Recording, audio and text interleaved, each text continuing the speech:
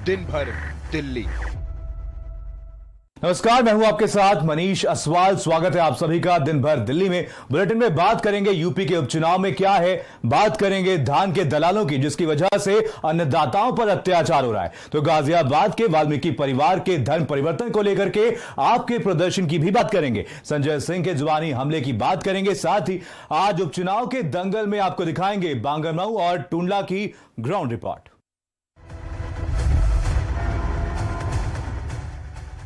UP से चलता है दिल्ली और दिल्ली से चलता है देश। दिन भर दिल्ली। मेरठ में वाल्मीकि समाज का एक परिवार गांव छोड़ने के लिए क्यों मजबूर है, देखिए रिपोर्ट में।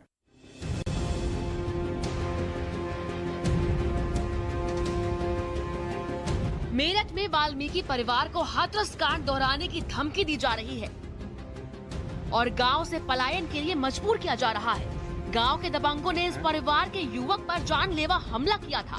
पीड़ित ने पुलिस से शिकायत की थी, लेकिन पुलिस ने आरोपियों पर सिर्फ शांति भंग करने की ही कार्यवाही की। एसएसपी से शिकायत के बाद मुकदमा दर्ज हुआ, लेकिन सिर्फ मारपीट की धाराओं में, और एक भी आरोपी गिरफ्तार नहीं किया गया। पूरा मामला मेरठ के सिखेड़ा गाँव का है। 16 अक्टूबर की रात को सिखेड़ा के दबंगों ने कुत्ता भगा ले जाने का आरोप लगाकर वाल्मीकि समाज के संदीप को ईंटें मारी। परिवार ने प्रधान को पूरी बात बताई, लेकिन प्रधान ने कोई मदद नहीं की, उल्टा दबंगों को जानकारी दे दी। दबंगों ने इसके बाद संदीप को गिरा गिरा कर मारा, उसका सर फोड़ दिया। आज संदीप चलने की स्थिति में नहीं है। छोड़ने में क्या दिक्कत है बताओ, जो हमारा कोई साथ नहीं दे रहा, दबाव इतना आ रहा, फैसला कर ले, फैसला कर ले। यूँ तो देख नहीं रहा आदमी ने, कोई मरा पड़ा है, फैसले को सब कह रहे हैं। हमारे लड़के को यहाँ आकर मारा, वो प्रधान को गया, आदमी 2-4 बट लेकर न गया, तो वहाँ जाकर उस पर पिपड़ा दिया, वहाँ मारा उसे, फिर घर में बंद कर लिया। तो नु करता फिर उन्होंने कहीं नू मेरे लोंडा को पकड़ रहा था और ऐसे हमने नू मारा। ये गाँव तो छोड़ना पड़ेगा ही, जब हमारा कोई साथ नहीं दे रहा, कुछ नहीं कर रहा। पूरे गांव में संदीप का परिवार अकेला वाल्मीकि बिरादरी से है। गांव में शमशान की रखवाली से उनकी रोजी रोटी चलती है। मुकदमे का दबाव कुछ इस तरह बनाया जा रहा है कि हाथरस कांड दोहराने की धमकी दी जा रही है। दिनांक 20 तारीख को मुकदमा दर्ज कर लिया गया, मुलजिमों की तलाश की जा रही है, जल्दी इनकी गिरफ्तारी कर ली जाएगी। इसको देखा जाएगा, किसी दशा में इस तरह की बातें नहीं होंगी। जो भी दोषी होंगे गाँव के सभी को गिरफ्तार करके जेल भेजा जाएगा। पलायन किसी भी स्थिति में नहीं होने दिया जाएगा। दिन से घायल संदीप खाट पर पड़ा हुआ है, लेकिन पुलिस केवल हवाई दावे कर रही है, जमीनी कार्रवाई नहीं। पुलिस की लापरवाही से हताश परिवार अब गांव छोड़ने का मन बना चुका है। मेरठ से नरेंद्र प्रताप की रिपोर्ट, भारत समाचार।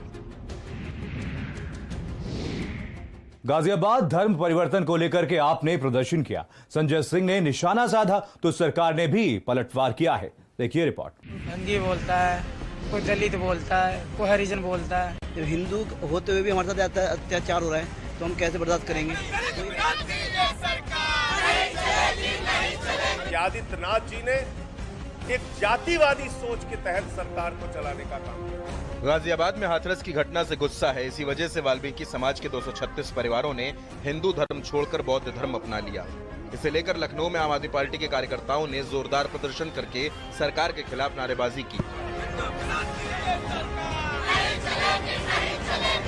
आम आदमी पार्टी के कार्यकर्ताओं ने कहा कि यूपी सरकार दलित विरोधी है।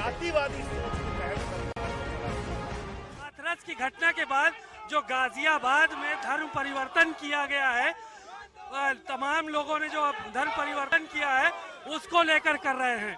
आप तस्वीरें देख सकते हैं कि पुलिस भी बड़ी मात्रा में यहाँ पे पहुँच चुकी है और यहाँ पे अब इन लोगों की गिरफ्तारियों का सिलसिला शुरू हो गया है। क्यों प्रदर्शन यहाँ पे प्रदर्शन क्यों कर रही है?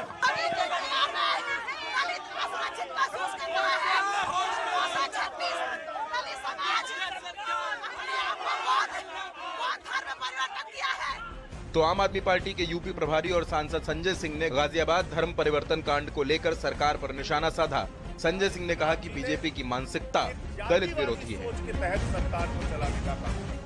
वाल्मीकि समाज के लोग आतंकवादी संगठनों से पैसा लेकर उन्होंने धर्म परिवर्तन किया है। आप वाल्मीकि समाज को, जाटो समाज को, दलित समाज को इतना हीन, इतना छोटा समझते हो? उनको आतंकवादी संगठनों से जोड़ते हो? तुम्हें शर्म नहीं आती? दाऊद इब्राहिम का एजेंट बताते हो उनको? तो इसलिए दलित समाज इस बात को देख रहा है, पिछड़ा समाज इस बात को देख रहा है, जो कुछ भी हाथरस में हुआ, जो कुछ भी बलिया में हुआ, हत्यारों के साथ, बलात्कारियों के साथ ये सरकार खड़ी है। और दलित के साथ जितनी भी अत्याचार की घटना हो, आदित्यनाथ जी हमेशा अपराधियों के साथ खड़े हैं, दलित के साथ नहीं खड़े। गाजियाबाद में धर्म परिवर्तन के बाद मेरठ में भी वाल्मीकि समाज के एक परिवार ने धर्म परिवर्तन की धमकी दी है। तो सरकार का कहना है कि घटनाओं का संज्ञान लिया गया है, सरकार निष्पक्ष जांच कराएगी।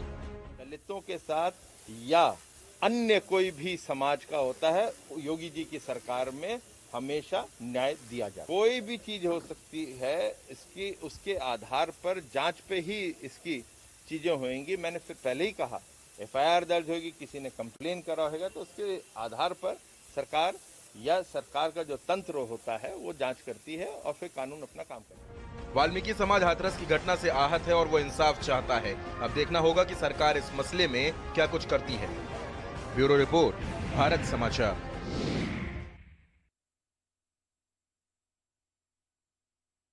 बिहार के चुनाव से आखिर यूपी का और यूपी के 7 जिलों का क्या कनेक्शन है, देखिए इस रिपोर्ट में।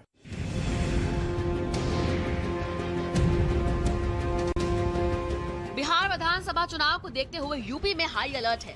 बिहार में शराबबंदी है। ऐसे में माना जा रहा है कि बिहार में यूपी से शराब की सप्लाई हो सकती है। इसीलिए यूपी के 7 जिलों से सटी बिहार की सभी सीमाओं पर चौकसी बढ़ा दी गई है। बिहार चुनाव में किसी तरह की गड़बड़ी न हो, इसलिए डीजीपी ने एडीजी गोरखपुर और एडीजी वाराणसी को नोडल अधिकारी तैनात किया है। ये अफसर लगातार बिहार पुलिस के अधिकारियों के संपर्क में हैं। पुलिस के साथ साथ आबकारी के अधिकारियों की टीम को भी अलर्ट किया गया है। साथ ही डीएम और एसएसपी को भी जिम्मेदारी सौंपी गई है। बिहार के अधिकारियों के साथ लगातार समन्वय बना के ऐसे जगह नाका और बैरियर लगाए गए हैं ताकि असामाजिक तत्वों का या चूँकि बिहार में प्रोहिबिशन है, मद्य निषेध है, तो यहाँ से कोई शराब न जाने पाए, इसके लिए भी व्यवस्थाएं की गई हैं। स्थान चयनित किए गए हैं जहाँ से इस तरह की घटनाएं हो सकती हैं। यूपी में भी 7 सीटों पर विधानसभा के उपचुनाव हो रहे हैं। ऐसे में असामाजिक तत्वों के साथ अवैध शराब और असलहे की कॉकटेल कहीं चुनाव को प्रभावित न करने पाए, लिहाजा ऐसी सभी जगहों को चिन्हित कर वहां पर खास फोर्स लगाकर निगरानी के निर्देश दिए गए हैं। जो सीमा है उसमें जो है अवैध शराब या अवैध शस्त्र जो है वो वहां पर कहीं भी किसी भी स्थिति में ना जाने पाए, तो खास रणनीति के तहत जो है पुलिस काम कर रही है। खास बात यह है कि उत्तर प्रदेश पुलिस और बिहार पुलिस मिल करके जो है काम कर रही है ताकि बिहार का जो विधानसभा चुनाव है, उत्तर प्रदेश का जो उपचुनाव है, उसको जो है शांति तरीके से जो है निष्पक्ष कराया जा सके। पूरे चुनाव में किसी तरह की कोई गड़बड़ी ना हो और चुनाव पूरी तरह से शांतिपूर्ण संपन्न हो, जिसे लेकर खुद डीजीपी मुख्यालय में डीजीपी से लेकर एडीजी लॉ एंड ऑर्डर लगातार अधिकारियों के साथ रोजाना मॉनिटरिंग कर रहे हैं। लखनऊ से अनूप कुमार की रिपोर्ट, भारत समाचार। उपचुनाव में टुंडला के लोगों का मन क्या कहता है, टुंडला सीट का क्या माहौल है, देखिए रिपोर्ट।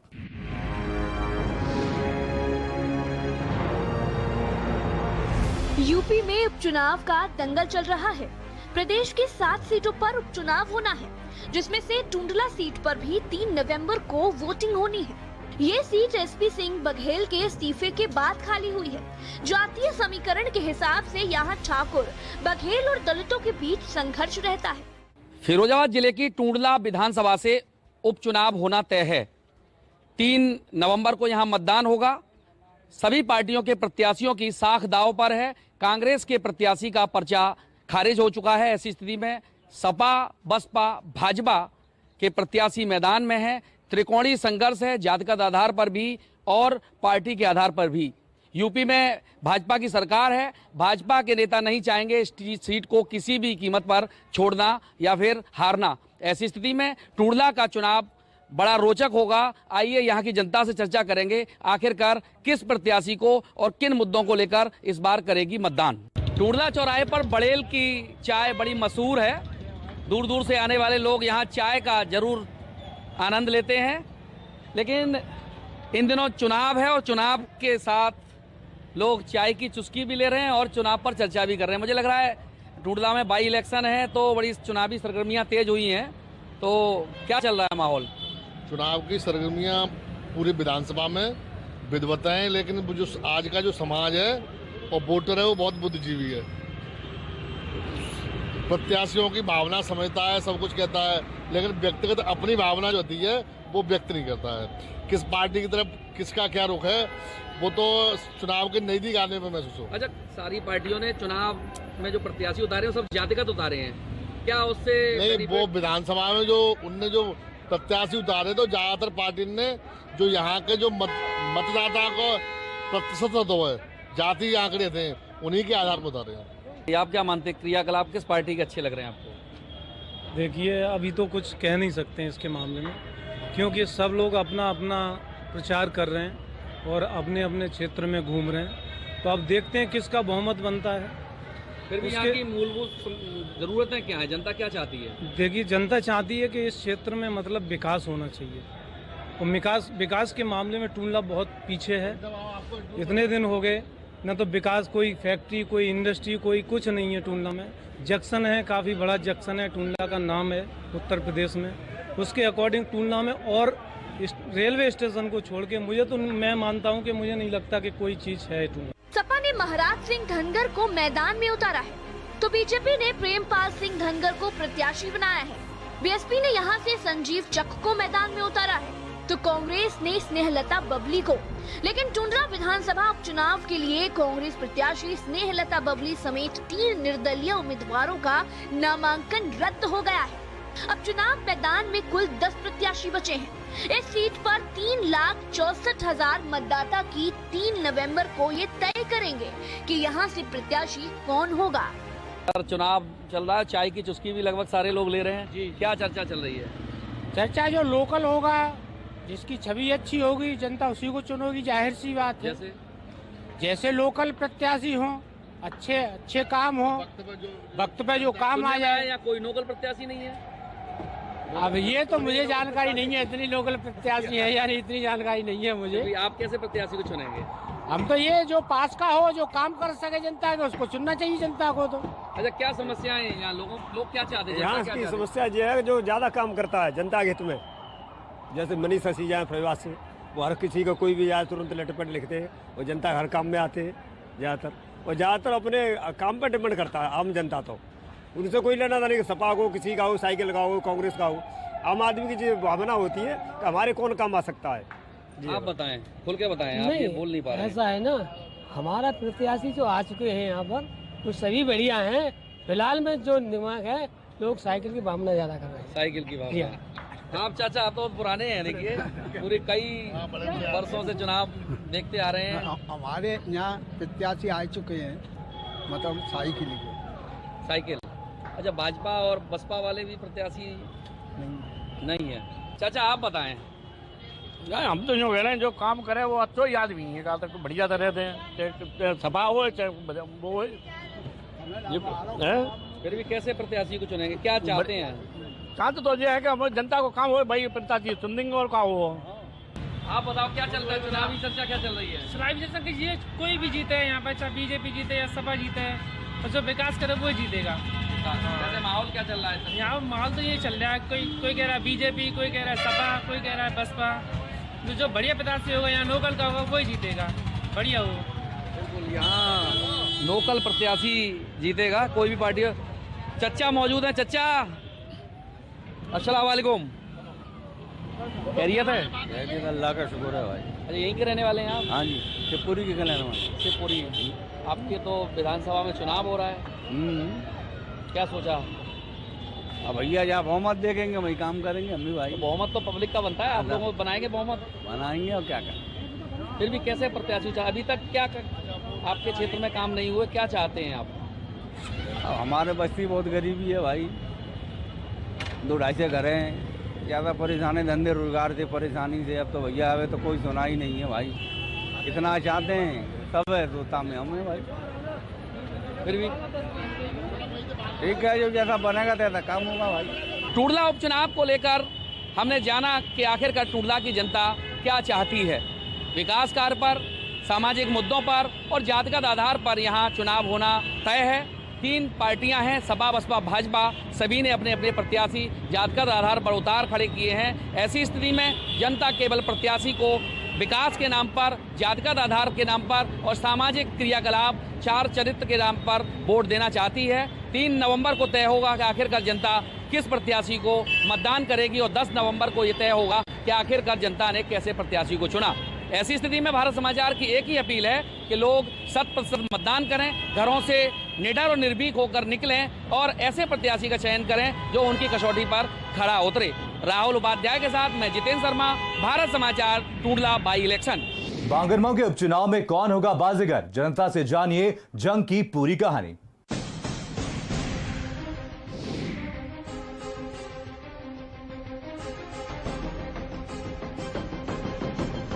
उन्नाव जिले की बांगरमऊ सीट पर उपचुनाव हो रहा है। 3 नवंबर को यहां वोटिंग होनी है। इस सीट पर 2017 में बीजेपी के कुलदीप सिंह सेंगर जीते थे, लेकिन बलात्कार के मामले में कुलदीप सिंह सेंगर के दोषी साबित होने के बाद उनकी सदस्यता चली गई। कुलदीप सेंगर को रेप के मामले में उम्र कैद की सजा हुई है और सेंगर तिहाड़ जेल में बंद है।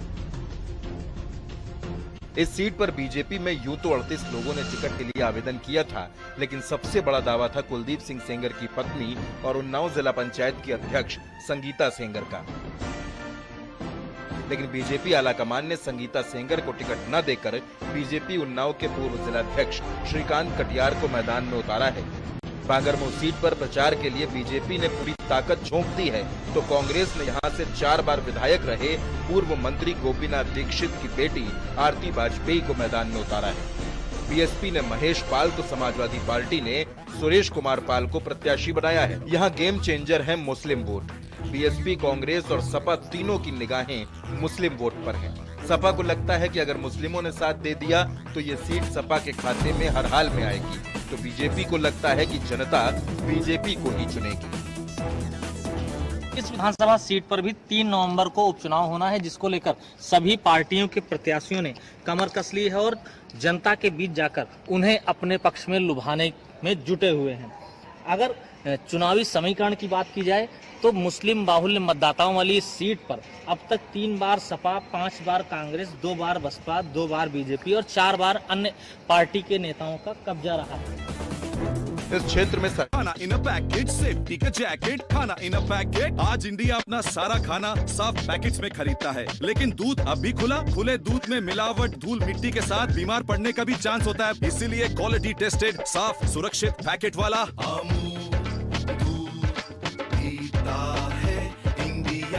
किचन किंग हो या गरम मसाला, पाव भजिया, चंकी चाट मसाला, असली मसाले सच सच MDH तिनके में तारा। जो दिल की सुनते हैं वो शिखर पे रहते हैं। शिखर पान मसाला।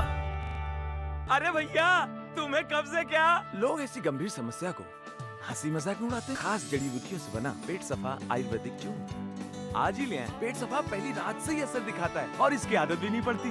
पेट सफा, हर रोग दफा। लम्हे छोटे से ये जिंदगी से भरे, इन्हें हाथों में भर ले और जी ले जरा। मुसाफिरा तू है चला, मुसाफिरा छोटे छोटे लम्हों का अनोखा सफर। कमला पसंद, अनोखा स्वाद। कूका तुलसी गिलोय अर्क, इसमें तुलसी के साथ गिलोय भी है। इसका रोजाना इस्तेमाल आपकी इम्यूनिटी बढ़ाता है। कूका तुलसी गिलोय हमारी इम्यूनिटी के लिए। आपके घर के खाने में रेस्टोरेंट जैसा स्वाद ले आए MDH का शाही पनीर मसाला। पनीर को क्या मस्त बना डाला। भारत सरकार अल्पसंख्यक कार्य मंत्रालय द्वारा वर्ष 2020-21